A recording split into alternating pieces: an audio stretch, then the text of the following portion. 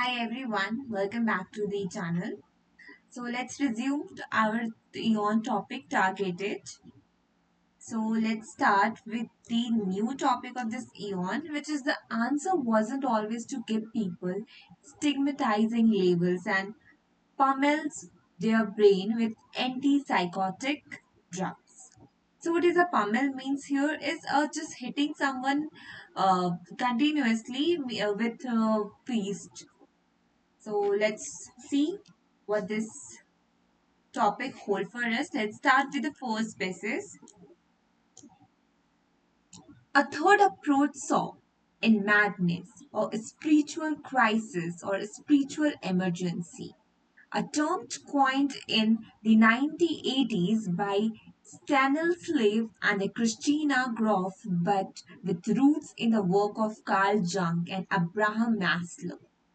In this view, the self is a mere drop in a vast sea of intelligence, consciousness, and love. What if what we call insanity is a form of unmediated contact with the cosmic intelligence? What if experience of psychosis, disembodied voices, strengths, convictions, the sense of being out of one's body are precursors of a powerful spiritual changes? One that required a religious guide, not a doctor. The documentary film Crazy Wise, which published on the year 2016, tells the story of Jogo Ikaya Oshima, a Brooklyn activist who was diagnosed with schizophrenia but who rejected her label, returned to her ancestral roots, and became a Sangoma traditional healer and peer counselor. So basically, this topic is talking about a religious or spiritual connection of this TI communities. But let's talk about a third approach, which is the earlier we just talked about the one and two approach. Now it's a third approach. It's third approach saw in the madness or spiritual crisis and spiritual emergency, and it was a term coined in the year 1980s by the Stanislav and Christina Grof, but with roots in the work of the Carl Jung and Abraham Maslow. So it's talking about in the view, the self is a mere drop in a vast sea of intelligence, consciousness, and love. So it says that we are not that much selfly self-aware about intelligence, our consciousness, and love. So here even author asks the question, what if what we can call insanity is a form of unmediated contact with this cosmic intelligence? What if the experience of psychosis, disembodied voices, strange conviction, the sense of being out of one's body are precursor of powerful spiritual change, one that require religious guide, not a doctor? It says that maybe this is not an medical emergency, maybe it's a spiritual emergency. What if we need a spiritual gurus to just check over these people, not a doctor actually? Maybe this is a phase, one of the phase of being close to the religious or the spirituality. The, even in the documentary film called Crazy Wise, tells the story of the Joko Ikshaya Asima, a Brooklyn activist who was diagnosed with schizophrenia but who rejected her label, returned to her ancestral roots, and became a Sangoma traditional healer and peer counselor. It's talking about a documentary on Gogo Ashaya Asima. Talk about she also have diagnosis with schizophrenia, but she rejected her label that she is some she has some medical disease and any disorder, but she just considered it as a spiritual emergency. So what she do, she returned to her ancestral roots and become a healer, a peer counselor. So what is the title given to this particular passage is a spiritual emergency. A third approach saw as a spiritual emergency. And what we can take from this passage is, firstly, the self is a mirror drop in a vast sea of intelligence, consciousness, and love. What if the experiences of psychosis, disembodied voices, strange conviction, and the sense of being out of one's body are the precursor of powerful spiritual change, one that require religious guide, not a doctor? And it's an example, so we can't take anything. So let's moving toward the next pieces. The point is, not long ago, there was a host of alternative framework for making a sense of these extreme experiences. People with paranoid belief weren't trapped between the broken brain narrative and the literal Pearson's narrative. Within this broader range of narratives, a trauma response, a mirror of a broken society, a spiritual awakening, some were able to find a real healing. The answer wasn't always to give people stigmatizing labels and pummel their brain with antipsychotic drugs. So here it's this passage is talking, but it is not necessarily needed to give a drugs to those who are facing this uneven experiences like hearing of voices and all hallucinations. But there are various alternative also available. Firstly, we need to try those alternative. Then after all that, then we need to the medical work or medical emergency or medical just therapy. So, what the title given to this particular piece is antipsychotic drugs are not the only healer or are not the only alternative available. Then, what we can take from here is that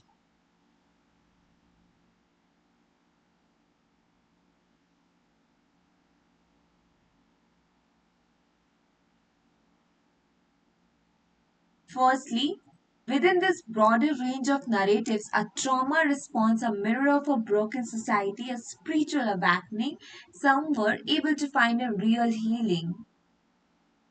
That's and the answer wasn't always to give people stigmatizing label and pummel their brain with antipsychotic drugs. So let's moving toward the next species.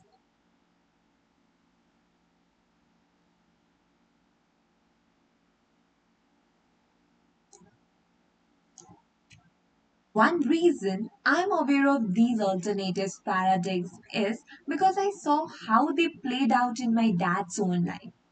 In the summer of 1973, a few months after I was born, he was diagnosed with paranoid schizophrenia.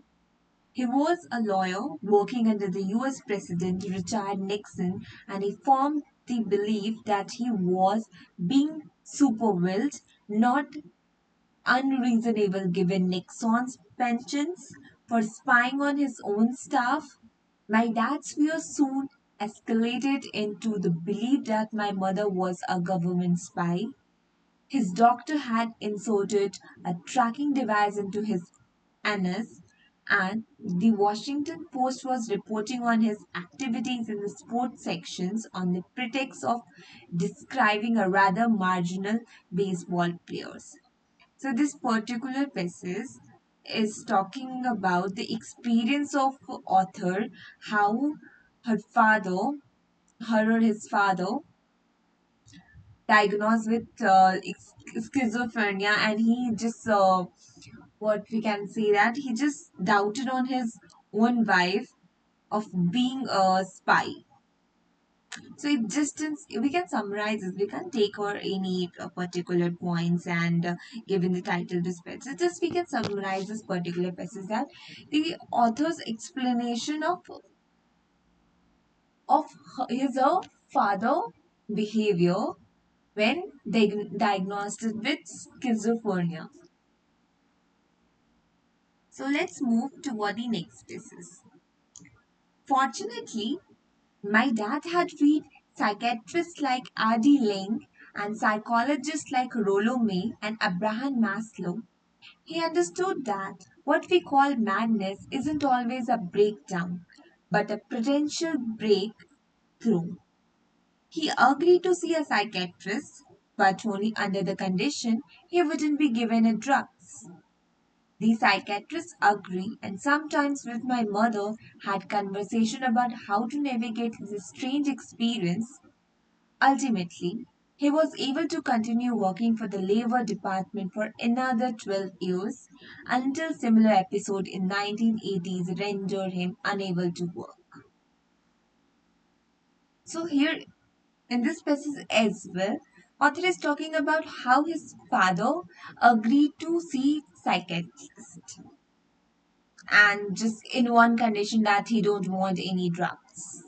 And for the 12 years, because of the health of the some psychiatrists like L.D. Lane and the psychologists like Rollo May and Abraham Maslow, he able to navigate his strange experience and continue to do work for the 11 12 for another 12 years. But again, after 12 years, the same episode occurs. Let's see what happened next.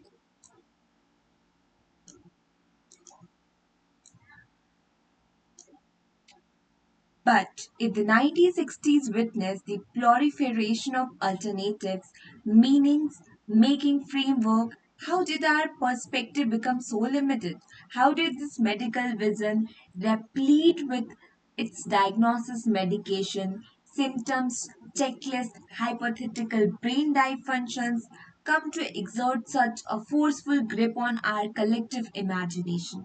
How is it that people like Luca face such a tragic forced choice between the broken brain narrative and the TI narratives?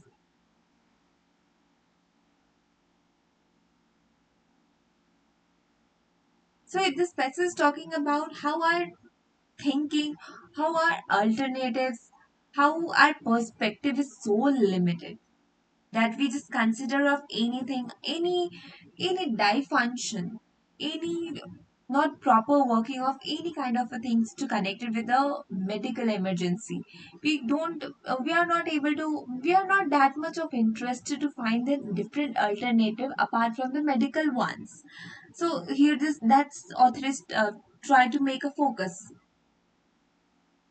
try to bring our focus that how a hypothetical brain dysfunction is considered as uh, a medical emergency and all without taking about any alternatives, without trying any alternatives. We just see it that condition as a medical business only. So that's not true. Because of that, many people are forced to become the part of that brain broken brain narratives and the TI narratives. So let's moving toward the next business. Historians of psychiatry agree that a momentous paradigm shift took place in 1980s. They often call this shift the second biological revolution after a similar revolution that took place in Germany in the year 1850s. It was popularized by a book like Nancy Andreessen's The Broken Brain, 1984, Solomon Snyder's Drug and the Brain, 1986, and the John Franklin's Molecules of Mind, 1987. It coincided with an explosive growth in the pharmaceutical industry that promised to heal the mind with drugs. So this passage is talking about the